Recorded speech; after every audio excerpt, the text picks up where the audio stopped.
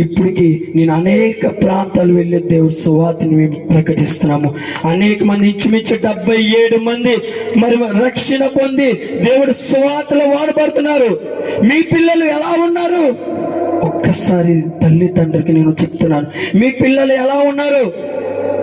నువ్వు స్కూల్కి వెళ్తుందే నువ్వు అనుకుంటున్నావు, కానీ స్కూల్కి వెళ్ళే దారిలో ఏం చేస్తుందో అది నీకు తెలియదు. చిన్న కుర్రాడు ఫోన్ లేకపోతే భోజనం చేయలేకపోతున్నాను. ఇప్పుడు ఫోన్ లోకం అయిపోయింది. కానీ నువ్వు ఫోన్లు ఇవ్వకంట, నువ్వు పరిశుద్ధ బైబిల్తో చదివించి దేవుడి భక్తులు నడుపు, మీ కుమారులు మంచి స్థాయిలోకి వస్తాడు. నువ్వు మొబైల్ ఇస్తూ నువ్వు పాడు చేస్తున్నావేమో. నాకు తెలిసిన విషయం ముగిస్తాను. నాకు తెలిసిన విషయము, ఒక యవనస్తురాలు ఇంట్లో వాళ్ళు తిడుతున్నారని వాళ్ళు ఏం చేస్తారంటే సైలెంట్గా ఫోన్ తీసుకెళ్ళి వాట్సాప్లో ఫోన్ మాట్లాడుతున్నారంట. చూడండి అంత చిత్రము.